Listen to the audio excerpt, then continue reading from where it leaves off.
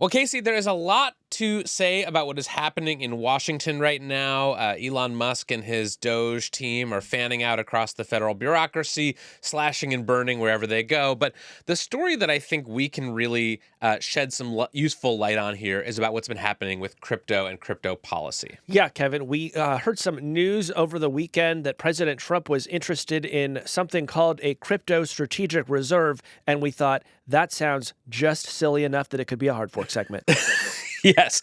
And then on Thursday night, just as we were finishing up this episode, news broke that President Trump had signed an executive order establishing a strategic Bitcoin reserve. And that announcement and the executive order attached to it clarified a few very important things. One is that this reserve will be filled with Bitcoin that is already owned by the federal government, that was seized or forfeited as part of criminal or civil asset forfeiture proceedings. Second thing is that the Secretaries of Treasury and Commerce, according to this executive order, will be authorized to develop what they call budget-neutral strategies for acquiring more Bitcoin. They say that this will not have an additional cost on the American taxpayer. And then the third thing is it established a separate U.S. digital asset stockpile, which consists of cryptocurrencies and other digital assets that are not Bitcoin. And with respect to this stockpile, the executive order said that the government won't purchase any of these other non-Bitcoin crypto assets, but that if it gets some, in the case of a criminal or civil proceeding, it will keep it and hold on to it as part of the stockpile. So we just want to note that this conversation you're about to hear took place before the order was official, when a few more things were still up in the air. But I think it's fair to say a really big deal. It absolutely is. Those currencies, Kevin, are closely tied to people in the Trump orbit who have investments in those very currencies. And so this seems like a classic case of self-dealing among people in and around the president's orbit. Yeah. And so I think there's an element of just shedding light on what is happening in Washington right now with regards to crypto policy that is important for us as journalists to do. But I also am growing more worried about what I see as an information and knowledge gap between the pro-crypto proponents and the anti-crypto skeptics. Would you say that you have some reservations? Yes, I have some strategic reservations about this. You know, back in 2022, I was covering crypto much more attentively than I am now. This was sort of at the height of the last crypto boom. This is your Pudgy Penguins era. Exactly. And I wrote this article, very long article, and I basically was arguing that people, whatever they thought of crypto, needed to understand it. Because this is something that could become strategically important if, for example, a bunch of pro-crypto partisans and activists were to seize control of some part of the federal government and start making big moves to enrich themselves and the people around them. And the response I got to that article was a lot of people saying, shame on you. Shame on you for taking this stuff seriously, for trying to explain it, for trying to understand it. The mere act of wanting to know about crypto was sort of coded as being in the pocket of the crypto industry. Yeah. And we're in a moment where just ignoring it is not going to make crypto go away. We know that now. And now that we see these really wild initiatives being proposed, I think it is time once again to see what we can learn and to engage with somebody who can hopefully explain what's going on. Yes, I think it is time for a lot of crypto skeptics, and I would include myself in that group, to give what's happening in Washington more serious attention, because these are big moves with big consequences, and they may be hard to untangle even after Donald Trump leaves office. Yeah. So today, we're bringing in our friend and friend of the pod, David Yaffe-Bellany. He's a crypto reporter at the New York Times, and he has been covering all of the twists and turns of this latest saga over the crypto strategic reserve. Let's bring him in. David Yaffe-Bellany, welcome back to Hard Fork. Thanks so much for having me. So let's start with some basic questions about this idea of a strategic United States crypto reserve. When did you start to hear about this, and what is the basic idea? So this was an idea that popped up on the campaign trail last year. President Trump started talking about it. Some kind of influential figures in the crypto Twitter sphere were talking a lot about it. But what it actually meant was pretty obscure then and remains pretty obscure now.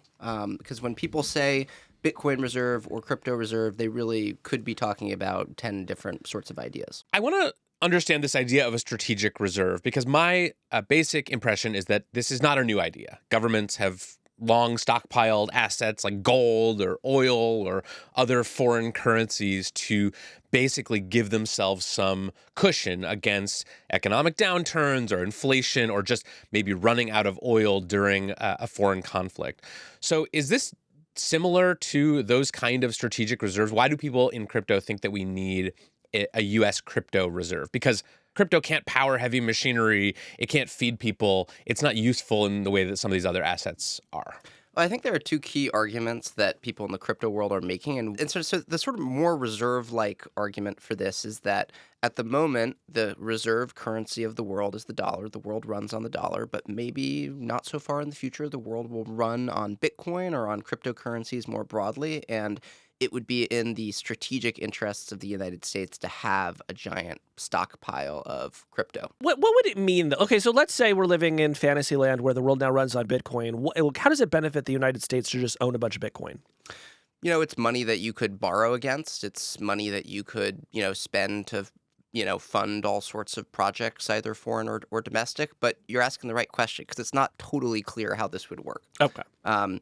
The other argument that people in the crypto world make, I think, aligns more with this kind of concept of a sovereign wealth fund, which Trump has also said that he wants to do. And that's the idea that crypto is just a good investment, and that if we bought a bunch of Bitcoin now at about $90,000, then 10 years from now, when it's worth $20 trillion, we'll be set up for success. I'm curious how this idea of a strategic crypto reserve fits with some of the other stated goals of the Trump administration, which is to cut costs and reduce the size of government, not invest a bunch of money in some new class of asset. The funniest post I saw about this said the following: "Sir, we have saved $12 billion that were spent on condoms for Gaza and transgender comic books in Brazil. Excellent. Let's buy some Cardano." So how are people in the crypto policy world reconciling these two views of what the government should be doing? Well, some of them just aren't reconciling it. They're just embracing the hypocrisy, and it's not the first time they've done something like that. But also, there's a huge split in the crypto world over whether this should be a Bitcoin exclusive reserve or whether it should be a reserve featuring a bunch of different cryptocurrencies. On the campaign trail at the Bitcoin Nashville conference, Trump said that he was going to start a Bitcoin stockpile, and all he said was Bitcoin. When he raised this topic again a few days ago on Truth Social, he named all these other tickers for various cryptocurrencies that the people around him have, economic interests in, and said, oh, it's going to involve all of these too. And a lot of people in the crypto world said, no, we love Bitcoin. Bitcoin is the most established of these assets. It's the one that has the kind of longest term potential. So, don't fill your government coffers with Cardano. Well, and here is where it starts to feel truly silly to me. Like when Trump started talking about a Bitcoin strategic reserve, I had actually heard of this before because am I right, David, that El Salvador also built a Bitcoin strategic reserve? Yeah, and actually, other countries are exploring this too. I mean, there are various states where there's proposed legislation pending that would create Bitcoin reserves, but it tends to be focused on Bitcoin, which, right, to be clear, is by far the most valuable cryptocurrency and the one with the longest track record. Right. So I had at least heard of the idea before, but then in this post that Trump makes on Truth Social on Sunday, he says, we also want to put Solana, XRP, and Cardano into this strategic reserve. David, can you give us a little bit of flavor about what Solana, XRP, and Cardano are? So these are three examples of what people in the crypto world call altcoins, which are, cryptocurrencies that are a little bit out of the kind of mainstream of Bitcoin.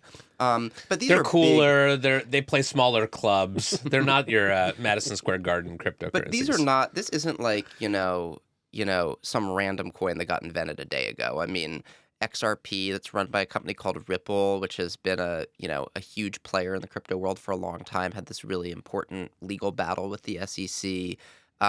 Solana is one of the top cryptocurrencies. It's a competitor to Ethereum. It's the platform on which the Trump and Melania meme coins were built, perhaps not coincidentally.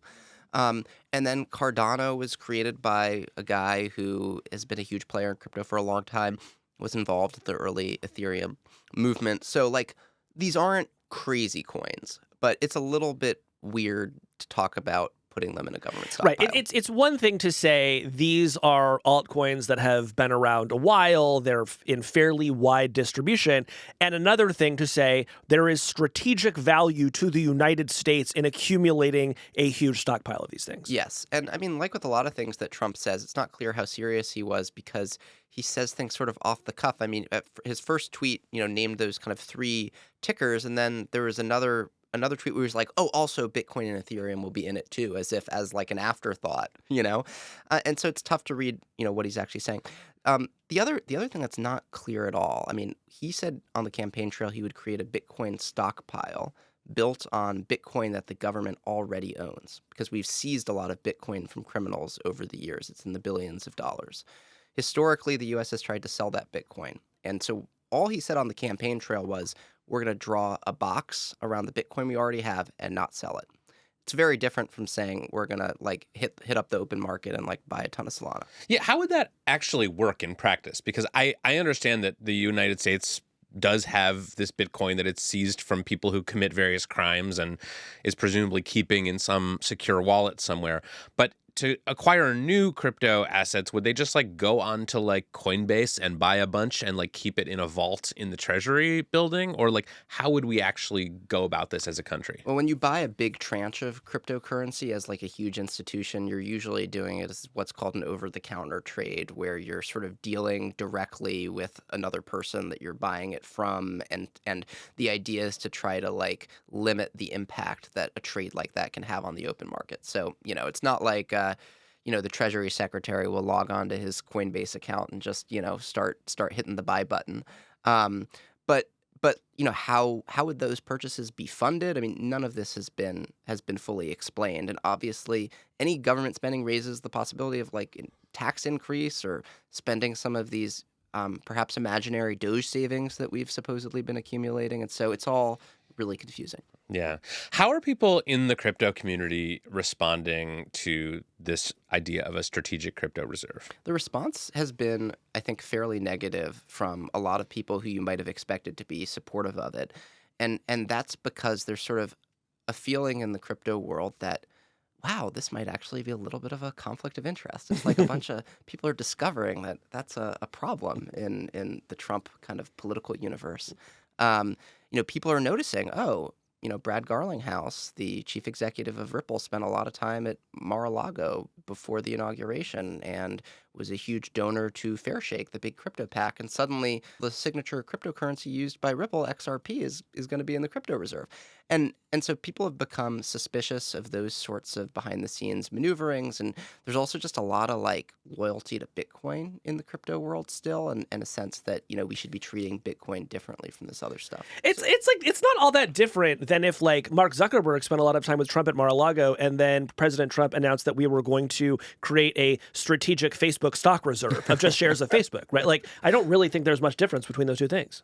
Is that the thing that is likely to happen if and when this strategic crypto reserve is created, is that anything that is in the basket of stuff that we stockpile as a country will become more valuable just by virtue of the fact that we are stockpiling it as the United States government? Yeah, I mean, this stuff became more valuable by virtue of the fact that Trump tweeted about it, right? I mean, the prices of these assets immediately went up, though I think some of those gains have been pared back since then. But yes, I mean, there's like a concrete market of effect. If someone starts buying a lot of an asset, the price will go up, so that will happen. But the symbolic statement of the U.S. putting its government seal on Cardano, would be big for anyone who currently holds Cardano. Right, and I was surprised to see some of the people coming out in the crypto industry against this proposal. Brian Armstrong, the co-founder and CEO of Coinbase, made a post basically saying that just having Bitcoin in the strategic reserve, quote, would probably be the best option. He didn't want all these other coins included. Tyler Winklevoss, one of the biggest Bitcoin investors in the world, also said that he doesn't think other crypto coins should be included in the strategic reserve. There's a really interesting article by Nick Carter, who is a sort of crypto analyst and trader and voice on these issues. Wasn't Nick Carter in the Backstreet Boys? Different Nick Carter, yes. But he is, he is a stalwart defender of crypto, but he had a article called 8 Reasons a Strategic Crypto Reserve is a Bad Idea. And I just want to read you a line from this because I think it illustrates some of where these people are coming from. He writes, "A crypto reserve would transform Bitcoin from an apolitical asset into the plaything of the government, subject to Washington's political cycles. Bitcoiners were never ones to hitch their wagon to the government, and they shouldn't start now." So it seems, David, like there's essentially this coalition of more libertarian crypto supporters who think we actually don't want to be embraced by the federal government in this way because that could undermine some of the sort of libertarian ideology of the initial crypto wave. Yeah, I mean, like you said, Nick was opposed even to the idea of a Bitcoin reserve before this whole notion of a crypto reserve came up. And so it's definitely been divisive. I mean, crypto, Bitcoin started as this, renegade economic movement. And so to be kind of begging the government to like buy up a huge stockpile so that the price goes up seems sort of antithetical to a lot of those principles. And, most people in the industry don't really care about those principles anymore, but some still do. Well, let's talk about this more cynical take that this is all just kind of a self-enrichment scheme by the Trump administration. I know about the Trump meme coins. We've talked about those. I know that a lot of Trump supporters and friends are heavily invested in the crypto industry. But what do we actually know about the Trump family's personal interest in crypto beyond this small set of meme coins? Like, I've seen Eric Trump tweeting on and off about crypto and various coins that he's interested in. Do we know much about the Trump family's overall exposure to the crypto markets? So we don't have a window into like Eric Trump's personal crypto portfolio, but what we do know is that World Liberty Financial, the crypto business that the Trump family helped start last year, in which it profits directly from, has over the last few months accumulated a huge stash of various cryptocurrencies. It was supposed to launch some sort of crypto application, DeFi project. That hasn't come to fruition yet, but this firm is sitting on a huge stash of tokens, and so there's arguably like a financial benefit for the Trump family in seeing those tokens rise in value. Right. And some of the people that President Trump has tapped to lead crypto policy efforts in the federal government also have invested at various points in crypto stuff. David Sachs, one of Trump's advisors, has made some crypto investments over the years. He's said that he's divested from those to prevent conflicts of interest, but there are other people in the administration who presumably still do have active investments in these categories. So what do people in crypto think of the argument that this is all just a bunch of insiders trying to use the powers of the government to enrich themselves? People in the crypto world are super cynical and love enriching themselves at all times, but they're also super paranoid and suspicious and are constantly convinced that there's some sort of conspiracy to screw them over. And so, those two instincts have kind of clashed, and you can sort of see the internal battle playing out in a lot of crypto people who like Trump, where they ignore the conflict of interest that benefits them when it means SEC suits getting dropped, but they pay attention to it when it means that like their favorite crypto didn't make it into the reserve, but someone else's did. And so I think that's sort of the like conflict that's playing out in the industry and why there's been some public backlash. How likely do we think the strategic crypto reserve is to actually happen? Does Congress need to do anything? Can Trump just do this on his own by executive action? Like, what are we going to see in the next couple of weeks and months? So a lot of this depends on whether the way crypto people have sort of made this distinction is it a stockpile or is it a reserve? And if it's a stockpile, what they mean is we're just keeping the crypto we already have. And if it's a reserve, that means we're buying more crypto on the market. I don't think there's anything inherent in those words that means those things, but that's how crypto people talk about it. And so if the Trump administration goes the stockpile route and just keeps the Bitcoin it already has, that won't require any spending. That just requires a change in policy. Let's stop trying to sell this stuff. But if the administration goes the reserve route, and the as far as we know, the government doesn't actually own any Cardano right now, so it would actually have to buy it to put it in the reserve. If the government goes that direction, then there's a question of how you would fund that. Congressional appropriation is the most obvious route, especially if it's a huge purchase. But since the summer, people in the crypto world have floated like various kind of out there legal ideas about how maybe Trump could kind of push this through on his own. DYB, obviously a lot of what's getting attention in crypto these days is related to meme coins and strategic reserves and whatnot. But there's also some quieter crypto stuff that I understand is happening in Washington that could end up also being quite important, but maybe flying under people's radars because it's not frankly, that interesting. One of them is this stablecoin bill that actually looks like it might pass with bipartisan support. Tell us about that. So the one of the big priorities of the crypto industry in this administration is to basically convert all the political goodwill it has into legislation. And there are two key pieces of legislation that the industry wants to advance. One is this stablecoin bill, which would essentially create rules for, stablecoin companies to sort of operate in the US.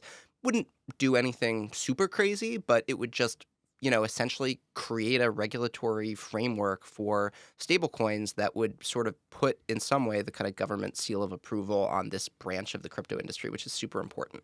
And so that's something that the industry has been pushing for, and which, critics say, look, I mean, this could be like a kind of gateway drug to the US, allowing other even more dangerous crypto stuff to kind of seep into the mainstream economy. So that's the first priority. The second priority is a market structure bill.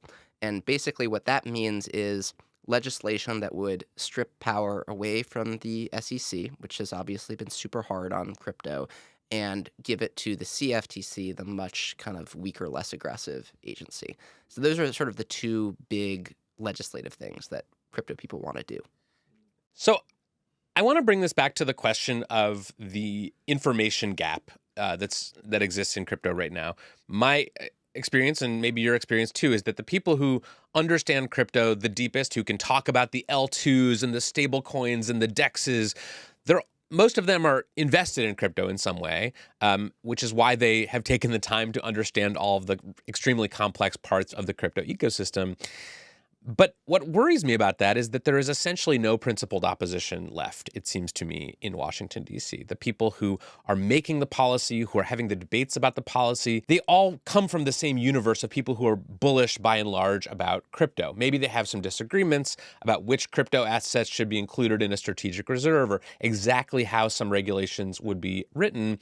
But there doesn't seem to me to be anyone sort of left in Washington who knows what they're talking about and can stand up to some of these schemes from the industry. Do you feel that is that an accurate read of the situation? Yeah, I mean, partly this is a function of the changing administration. I mean, there were a huge number of people in Washington who knew about crypto and were in positions of power. I mean, Gary Gensler himself taught an MIT course on crypto. I mean, this wasn't some naive guy who didn't know the difference between Bitcoin and Ethereum. He was running the SEC. Now he's out, and the crypto people sort of have the run of the town. I also think there's an element of fatigue here that parallels kind of like the broader fatigue over what's going on with Trump. I mean, some of the loudest crypto critics, people like the actor Ben McKenzie, who was super vocal during the last kind of bull run and crypto crash, those people sort of feel like they made their point. I mean, they were screaming about how dangerous crypto was, and then the whole thing crashed, and Sam Bankman-Fried went to prison, and they were proved right in a lot of ways. And yet crypto came surging back, and I think a lot of people don't have the energy to fight this fight all over again. And maybe part of that is just the assumption that when that crash happened, it seemed like the people who were affected were the ones that had decided to take the gamble on crypto, whereas people who just ignored the whole thing were basically fine. And so maybe that's why people are sort of prioritizing their energy a little bit differently. What I think is concerning, though, is what you said, which is, look, if we pass a stablecoin bill in this country, if crypto becomes sort of more connected to the main economy, then all of a sudden, if there's another crash, normal people might start to feel the pain. Yeah, absolutely. Crypto used to be walled off from the real economy, and it still is in a lot of important ways, but that's beginning to change. The walls are coming down.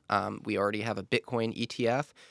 We could have an XRP ETF soon, a Solana ETF. I mean, that just creates more avenues for people to put their kind of like traditional savings into crypto. If your employer tells you that they're going to start paying you in Cardano, look for another job. That's what I'm going to say. But I will say that I think there's also an element of complexity here that makes it very hard for people who are not spending hours a day trying to keep up with what's going on crypto to make sense of it all. It reminds me a little bit of what happened on Wall Street during the financial crisis, where you suddenly had these assets that no regular people had ever heard of: mortgage-backed securities, credit default swaps, like synthetic bonds, like these things that were very esoteric and hard to understand, all of a sudden became quite important. And the people who understood them had been trading them for years, trying to make a bunch of money, but they had not been sharing that information because it was not in their interest to share that information. They didn't want us to know what was going on. And so my fear is that there's something similar happening in crypto right now, where the people who really understand this stuff are making a killing on it, possibly at the expense of the rest of us. Yeah, and the complexity was a barrier to regular people getting into it for a long time. But with these ETFs coming onto the market, suddenly there's a way for you to buy this from your brokerage account, to have it kind of factored into your retirement investments. It just increases the level of exposure. DYB, thanks for coming on. Great to see you. TYBM. Thanks for having me. Never actually heard anyone say that out loud. I thought it was just Didn't it sound texting. great? I thought it sounded great. Hey, that's the end of this clip. If you liked what you saw, head on over to our page and subscribe, and you can get the full podcast. We do a show like this almost every week on tech and the future. Head on over there now and subscribe.